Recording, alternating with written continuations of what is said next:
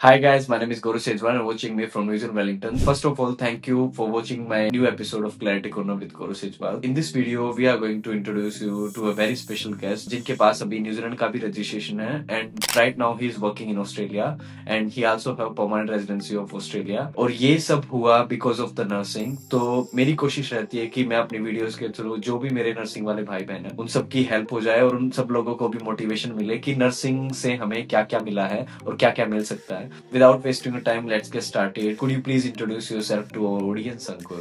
So hello guys, my name is Ankur Dhagran and currently I'm working as a registered nurse in Australia. तो journey की बात करें तो छोटे middle class family से belong करता हूँ. मेरी जर्नी शुरू होती है एक छोटे से गांव से जहाँ पे स्पोर्ट्स का बहुत ज्यादा क्रेज था.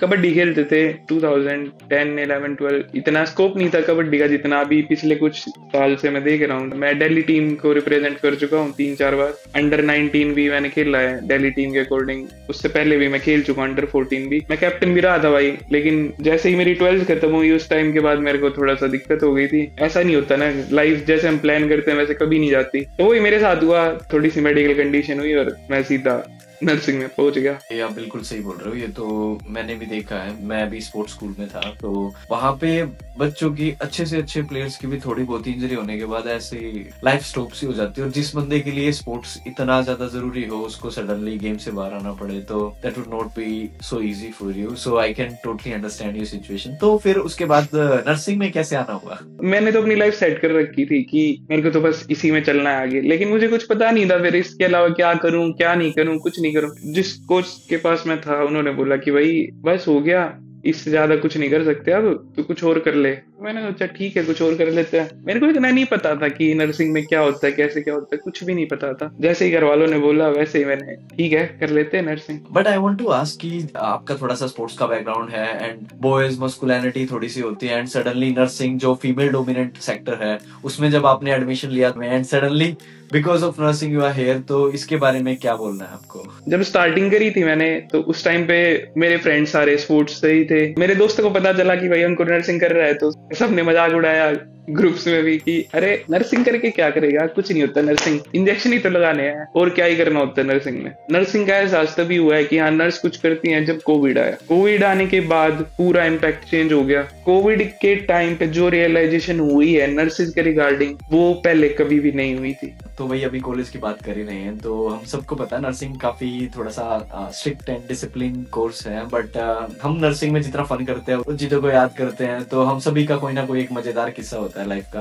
तो आपके भी कॉलेज का कोई मजेदार किस्सा रहा होगा जो आपको आज तक याद होगा? भाई कॉलेज में तो बहुत ज्यादा मजे करे हैं. इतना कुछ पढ़ाई पे ध्यान दिया नहीं. बहुत सारे किस्से जिसमें एक ये भी था भाई कि फर्स्ट ईयर का एग्जाम दिए, सोचा कि अरे कुछ नहीं हो जाएगा और भाई देखा 2 री आ गई. भाई दिमाग खराब हो गया कि री आती है क्या. समझ आया कि अच्छा अब है नर्सिंग मुश्किल. अब समझ आ रहा है कि हाँ नर्सिंग मुश्किल है. और भाई बच्चे ये बोलते हैं कि री आ जाती है तो बाहर आने में दिक्कत आती है, ऐसा कुछ आपको भी लगा? अरे नहीं, कोई नहीं पूछता ऐसे कि भाई कितनी री आई थी क्या आई थी. At the end of the day सबको डिग्री चाहिए. डिग्री आप पूरे 4 साल में कंप्लीट कर लो चाहे आप कितनी मस्ती करो first year second year third year, nothing बेटर्स. लेकिन थर्ड ईयर में आने के बाद थोड़ा सा डिसिप्लिन होना पड़ता है पढ़ाई के रिगार्डिंग. उससे पहले तो भाई कॉलेज बंद करना, फर्स्ट डे फर्स्ट शो देखना मूवी का, इतना कुछ कर रखा है ना बस पूछो मत. तो भाई जब आपका कॉलेज फिनिश हुआ एंड आफ्टर दैट आपने जॉब वगैरह का कैसे क्या किया? मतलब कहाँ पे जॉब स्टार्ट की और आपकी स्टार्टिंग सैलरी कितनी थी?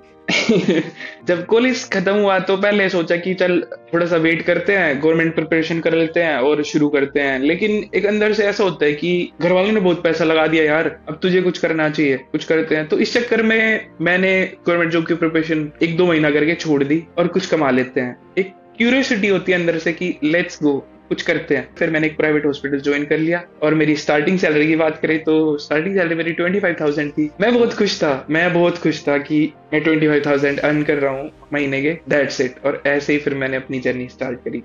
अभी आप ऑस्ट्रेलिया में बैठे हो. 25 से जो ये लाखों पे जो टर्न हुआ है इसकी शुरुआत कहाँ पे हुई? जब शुरू करा बहुत सारे स्टेट्स के लोगों से मिला, डिफरेंट पर्सनालिटी से मिला. फिर वहां पे सुना मैंने पहली बार कि पता है नर्सिंग करके बाहर भी जा सकते हैं, बाहर जाएंगे तो बहुत ज्यादा अच्छी सैलरी है, रिस्पेक्ट है और बहुत सारी चीजें हैं. फिर मेरे को थोड़ा सा नॉस्टैल्जिया हो गया फ्रॉम कॉलेज टाइम कि भाई इतनी रिस्पेक्ट तो नहीं मिली हमें कहीं भी नर्सेज को, और मेल नर्सेज हो के तो बिल्कुल भी नहीं मिली है। डिफरेंशिएट करते थे नर्सिंग में भी कि आप मैटरनिटी वार्ड में नहीं जा सकते, आपकी मैटरनिटी वार्ड में ड्यूटीज नहीं लगेंगी, ईडी में भी आपको एक स्पेसिफिक अगर फीमेल पेशेंट आए तो आप नहीं देखोगे। एज अ स्टूडेंट मैंने चीजें देखी हैं। एक गवर्नमेंट जॉब से ही आपने हार मान लिया और भी गवर्नमेंट जॉब के एग्जाम्स दिए थे? कितने एग्जाम दिए थे ऐसे? एम्स ही दिया था मेनली, तो 2-3 बार नहीं हुआ भाई। कोई कुछ भी बोल ले, मैंने इतनी बकवास कर रखी कॉलेज टाइम पे, पढ़ाई करी नहीं। फिर मैंने सोचा नहीं अब एम्स होगा भी नहीं, अब देनी भी नहीं ट्राई, बहुत हो गया है। फिर मैंने सोचा चल बाहर की ट्राई करते हैं, तब मैंने फिर बाहर का प्रिपरेशन शुरू करी।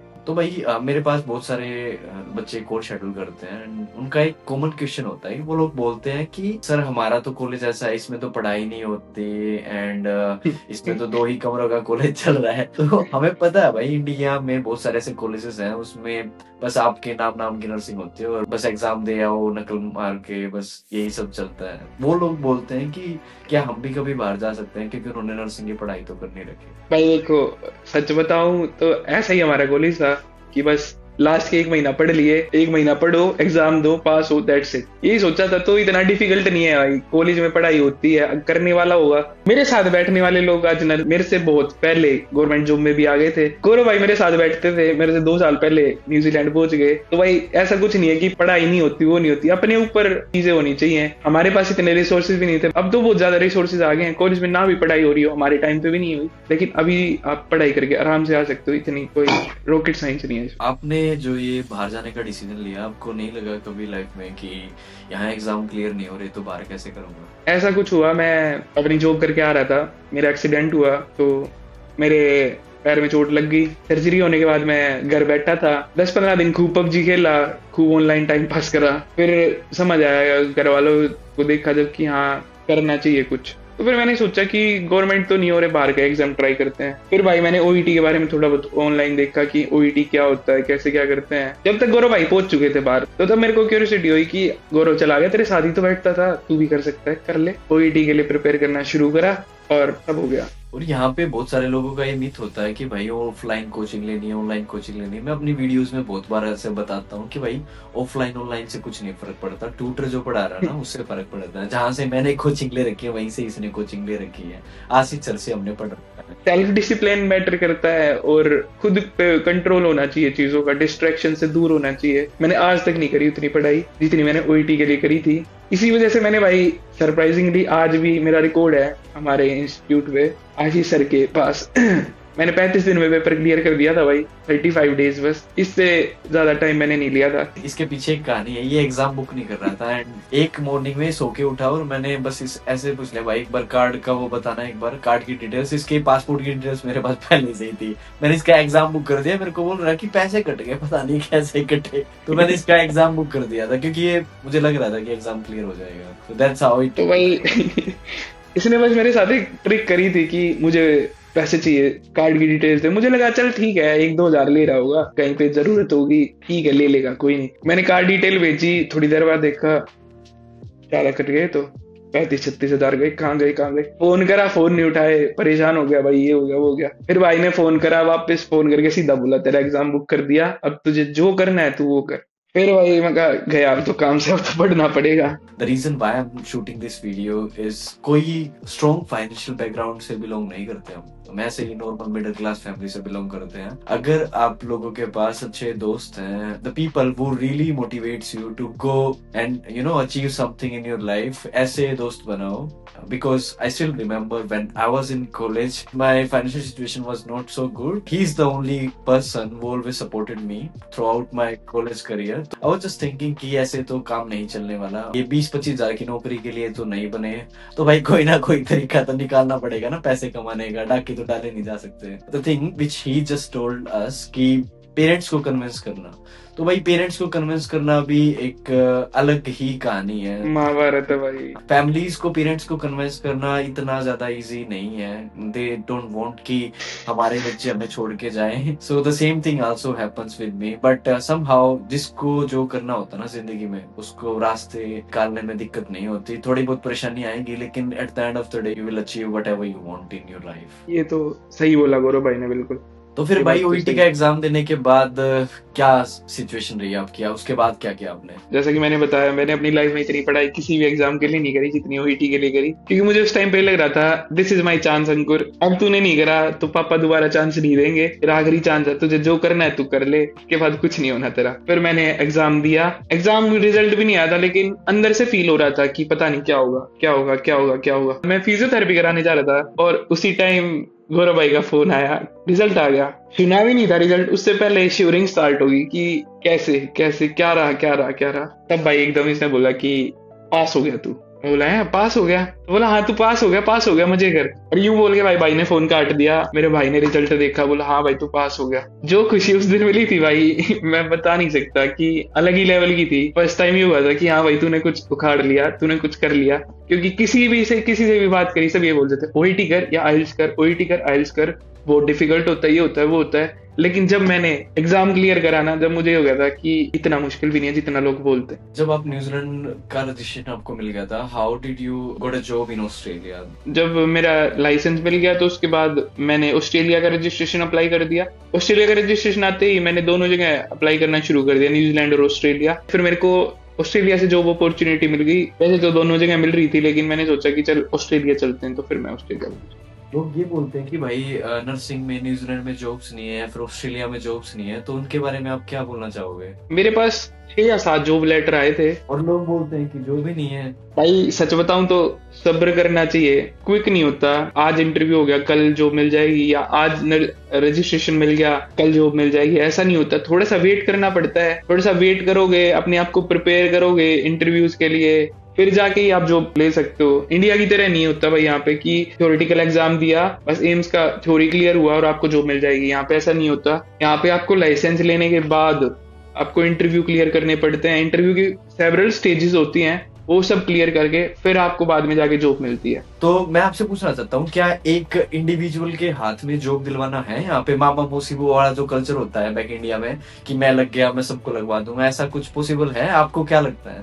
नहीं भाई, ऐसा कुछ भी नहीं है। ये सब मिथ है कि या कोई यहाँ पे नर्स है तो वो आपको जॉब दिला देगा, ऐसा कुछ भी नहीं होता भाई। यहाँ पे सिस्टमेटिकली चीजें होती हैं। जब मैं इंडिया में था, जब लगता था कि अरे गौरव है वहां पे दिलवा देगा जॉब, लेकिन जब मैं यहाँ पे हेल्थ केयर सिस्टम में मैंने काम करा, मैंने अपनी ट्रेनिंग के थ्रू काम करा, जब देखा कि किसी इंडिविजुअल के हाथ में नहीं होता है जॉब लेना, एक इंडिविजुअल के हाथ में होता है जॉब लेना, वो होता है आप खुद। अब खुद ही मेहनत करोगे, खुद ही आप प्रिपेयर करोगे, खुद ही इंटरव्यूज दोगे, तो ही आप जॉब ले सकते हो। कोई किसी को यहाँ पे जॉब नहीं दिला सकता। बहुत सिस्टमेटिकली, बहुत क्लियर और बहुत ट्रांसपेरेंसी के साथ यहाँ पे सारी चीजें होती हैं। मैं लोगों को यहाँ पे बता देना चाहता हूँ भाई कि यहाँ पे जो मामा मौसी बुआ वाला कल्चर है ना, वो नहीं है। Despite of being a good friend of mine, Ankur को मैंने खाना सिखाया था। मैंने उसको ऐसे नहीं पका पकाया खाना नहीं दिया था। मैंने इसको बताया था सीवी कैसे बनाते हैं, कवर लेटर कैसे बनाते हैं। मैंने इसको बताया था कि जॉब कैसे ढूंढनी है। That's how I did my work. और उसके बाद आप लोगों के सामने है, ये अभी डिस्क्लोज इसने कर दिया कि इसके पास 7 जॉब ऑफर लेटर थे। और भाई मेरा जो नेक्स्ट क्वेश्चन है वो ये है कि what's the difference between practicing India and Australia? आपको क्या डिफरेंस लगता है? मैंने बहुत सारी चीजें रियलाइज कर ली हैं यहाँ पे। It is a very different culture. मैं यहाँ पे जॉब करके आता हूँ, मुझे स्ट्रेस नहीं रहती है कि मैंने उस पेशेंट का काम करा या नहीं करा, मेरी कंप्लेंट तो नहीं हो जाएगी, या कोई फोन करके मेरे को इंचार्ज बोलेगा तो नहीं ये क्यों नहीं करके गया, वो क्यों नहीं करके गया, नाइट ड्यूटी के बाद वापस आओ, तूने कुछ गलती कर दी तो तुझे वापस हॉस्पिटल आना है, ड्यूटी करके गया है तू, नाइट ड्यूटी करके गया है, फिर भी तुझे वापस हॉस्पिटल आना है। मैं ड्यूटी करके निकलता हूँ, उस गेट से बाहर आते ही किसी को कोई मतलब नहीं है कि कैसा था, क्या हुआ, क्या नहीं हुआ। मुझे कोई स्ट्रेस नहीं होती है कि मैंने ड्यूटी पे क्या करा क्या नहीं करा, क्योंकि मुझे पता है मैंने अपना 100% दिया है, मैंने कहीं कोई कमी नहीं छोड़ी है। नेक्स्ट शिफ्ट वाला पर्सन होगा, जो भी नर्स होगी वो संभाल लेगी, वो कर लेगी, और हम एज ए टीम काम करते हैं, एज ए इंडिविजुअल काम नहीं करते हैं यहाँ पे basically. But he is trying to explain कि फॉरेन काम करने का और इंडिया में काम करने का जो डिफरेंस है वो यही है कि यहाँ पे सच में कोलैबोरेटिव टीम एफर्ट्स होते हैं। इंडिया में आपको सोलली टारगेट किया जाता है नर्सेस को कि आपने ये नहीं किया, आपने वो नहीं किया। यहाँ पे आपके सपोर्ट के लिए यूनियन काफी स्ट्रॉन्ग है, फेडरेशन खड़ी हो जाती है भाई।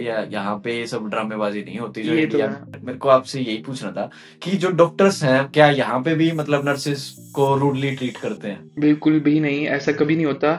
नर्सिस और डॉक्टर्स एज अ टीम काम करते हैं। मैंने जो चीजें इंडिया में देखी थी वहां यहाँ पे पूरा डिफरेंस है। इंडिया में ये था कि डॉक्टर्स राउंड होने, डॉक्टर्स राउंड होते हैं, be ready be ready be ready, और आपको डॉक्टर्स राउंड अटेंड करने हैं, आपको डॉक्टर्स के साथ घूमना है, डॉक्टर्स को सब कुछ बताना है कि ये वाइटल्स हैं, ये चीजें हैं, ये पेशेंट का आउटपुट है, ये सब था इंडिया में। लेकिन यहाँ पे डॉक्टर्स राउंड है, डॉक्टर आएंगे आराम से पूछते हैं कि how the nurses are doing, मेरे पेशेंट ठीक है, अच्छा उस पेशेंट का क्या रहा। वो सारी चीजें इंडिविजुअल नर्सेज से नहीं पूछी जाती, वो चीजें क्लिनिकल नर्स से पूछी जाती हैं। एज ए टीम लीडर जो होता है वो ही बताता है पूरा कि हाँ आपके पेशेंट ये ठीक है, इनको ये प्रॉब्लम्स थी और ये चीजें हुई हैं ओवर द नाइट या ओवर द लास्ट 24 आवर्स। ऐसे नर्सेज राउंड्स होते हैं डॉक्टर्स के, और कोई भी रूडली ट्रीट नहीं करता, तो उससे भी एक अच्छा मोटिवेशन मिलता है हमें। यहाँ पे है ना डॉक्टर्स नर्सेज पे ट्रस्ट करते हैं, बहुत ज्यादा ट्रस्ट करते हैं। पेशेंट ये भी बोल देगा ना कि नहीं मेरे को दवाई नहीं दी, मेरे को ये नहीं करा, तो they didn't shout or say something to the nurses. Eventually they come to us, वो हमारे पास आते हैं, हमसे पूछते हैं कि उसने ऐसा बोला पर हमें पता आप लोग ऐसा नहीं करते हो, तो क्या था, क्या सिचुएशन थी, they ask like that. India में तो अपोजिट है। हमारी कोई रिस्पेक्ट होती नहीं है भाई, और अगर पेशेंट ने ये भी बोल दिया ना गलती से भी अगर कुछ भी बोल दिया तो आप तो भूल जाओ, 20,000 की नौकरी में आपको कुत्ते की तरह भगा देंगे। ये एक बार नर्सिंग सुपरिटेंडेंट के बाहर, ऑफिस के बाहर खड़ा हो जा, तेरा ये कर देंगे, तेरा वो कर देंगे, तेरा करियर खराब कर देंगे। आपका फ्यूचर प्लान है अभी, उसके बारे में थोड़ा सा बताओगे कि आगे क्या प्लान है आपके? अभी तो मैंने यही सोच रखा है कि थोड़ी सी फाइनेंशियल स्टेबिलिटी आ जाए लाइफ में, और मेरी वाइफ आ जाए यहाँ पे, फिर हम दोनों आराम से रहें, थोड़ा सा टाइम स्पेंड करें, इधर उधर घूमें, ऑस्ट्रेलिया को देखें, अच्छे से देखते हैं। फिर मेरा ड्रीम तो यही है कि सबसे पहले तो घर ही लेना है। अपना घर होगा तो सबसे अच्छी बात है कि मैं अपने पेरेंट्स को बुला पाऊंगा। मेरे पापा तो यही बोलते हैं मैं तो तभी आऊंगा जब तेरा घर हो जाएगा। तो मेरी यही ड्रीम है अभी फिलहाल कि भाई अपना घर लेना है सबसे पहले। अपनी फील्ड की बात करूँ, अपने प्रोफेशन की बात करूँ, तो थोड़ा सा प्रोग्रेस करता रहूंगा, जहां भी मेरे को चांस मिलेगा वहां पे मैं आगे बढ़ने की कोशिश करूंगा। और बहुत ज्यादा सपोर्टिव है तो इजी भी रहता है आगे बढ़ना। जिन लोगों को नहीं पता उन लोगों को मैं बता देता हूँ, उनको इस बिट क्रिएटिव पर्सन, और इनका एक इंस्टाग्राम पे चैनल भी है आर्यन अंकुर ठाकरन के नाम से, तो उसमें डिस्क्रिप्शन में उसका लिंक डाल रहा हूँ, तो you can also follow that Instagram channel, और अंकुर को सपोर्ट करना आप लोगों को। यहाँ तक पहुंच गए, I just want to know what's your inspiration? Inspiration की बात करें, मैं सबसे ज्यादा इंस्पायर तो मैं अपने पेरेंट्स से हुआ कि थैंक यू, उन्होंने मेरे को इतना सपोर्ट करा। उनसे इंस्पायर्ड हुआ कि मेरे पापा ने कितनी मेहनत करी है, कभी भी पीछे मुड़ के नहीं देखा कि मैं कहाँ तक पहुंच गया। Really shows that you are truly attached to your family and I really salute this thing. क्योंकि मुझे ऐसा लगता है कि लोग बाहर आने के बाद है ना अपनी फैमिली के साथ इतनी ज्यादा अटैचमेंट उनकी रहती नहीं है, एंड पैसों के चक्कर में भाई कुछ ज्यादा ही हवा में उड़ने लगते हैं। Do you have any message जो आप अपने नर्सिंग वाले भाई बहन को देना चाहते हो, या फिर the people who are in the process, उन लोगों को देना चाहते हो जो ये बोलते हैं कि जॉब नहीं है, जॉब नहीं मिल रही, इंटरव्यू नहीं मिल रही, तो उन लोगों को क्या बोलना चाहते हो भाई? Nursing is a demanding field. Australia जैसे कंट्री में तो कभी भी नहीं हो सकती खत्म, क्योंकि it is a very wide country, very vast country. मैं जहाँ पे काम कर रहा हूँ वहाँ पे बहुत सारी एजेंसी नर्सेज भी काम कर रही हैं, और एक्स्ट्रा शिफ्ट भी बहुत मिलती हैं, क्योंकि शॉर्टेज है नर्सेज के यहाँ पे, बहुत ज्यादा शॉर्टेज है। और मुझे लगता है कि ये शॉर्टेजेस तो रहेंगी अभी। तो मेरा तो यही है एक मेन जो मैं बोलूंगा कि नेवर गिव अप, अपने आप में विश्वास रखो, पीछे मत हटो कि नहीं मैं नहीं कर सकता, मैं नहीं कर सकती। अपने आप में विश्वास रखो, धीरे धीरे चीजें काम लेंगी। भगवान में विश्वास रखो, कीप प्रेइंग, कीप गोइंग, और आगे बढ़ते रहो। पीछे मुड़ के मत देखो कहाँ पहुंच गया, क्या हो गया। हमें खुद पता चल जाता है कि this person have negative vibe या पॉजिटिव वाइब। तो जिन नेगेटिव वाइब्स होते हैं अपनी लाइफ से उनको निकाल लो, उनको अवॉइड करो। अवॉइड नहीं कर सकते तो इग्नोर करो, कुछ भी करो, लेकिन try not to stay touch in with them. उनसे थोड़ा सा दूरी बनाओ, पॉजिटिव लोगों के साथ रहो। पॉजिटिव रहोगे अच्छी बात रहेगी। घर वालों से सबसे ज्यादा मोटिवेशन मिलती है, उन्हीं के साथ रहो और उनकी बात मानते रहो। Thank you for such a lovely message Ankur, and I really appreciate कि आपने हमारी ऑडियंस के लिए इतना टाइम निकाला, and thank you so much. अभी रात के 2 बज गए हैं, लेकिन I just want to show you guys the reality कि जो मेरे भाई बहन ये बोलते हैं कि जॉब्स नहीं है या फिर जॉब नहीं मिल रही, तो अंकुर आपके सामने लाइव एग्जांपल है। ही have secured nearly about 7 job offer letters. तो जब ये कर सकता है तो आप लोग भी कर सकते हैं। That's our main. No worries. Thank you so much. और भाई अगर वीडियो अच्छी लगी तो you can comment below this video. अगर आपको मुझसे कोई सवाल पूछना है या फिर अंकुर से कोई सवाल पूछना है, you can comment below this video. And जो भी नर्सिंग के भाई बहन है भाई, उन सभी के साथ शेयर कर दो। और उनको भी अगर भाई लाखों रुपए कमाने हैं तो उन लोगों को भी शेयर कर दो कि despite of your financial hardship, जो भी आपकी लाइफ में आज के दिन चल रहा है वो सदा वैसा ही नहीं रह सकता। अगर आप मेहनत करोगे तो कुछ भी अचीव कर सकते हो। तब तक के लिए भाई बिल्कुल। अपना ख्याल रखो और अपना ख्याल रखो। मिलते हैं आप लोगों को नेक्स्ट इंटरेस्टिंग वीडियो में। Thank you.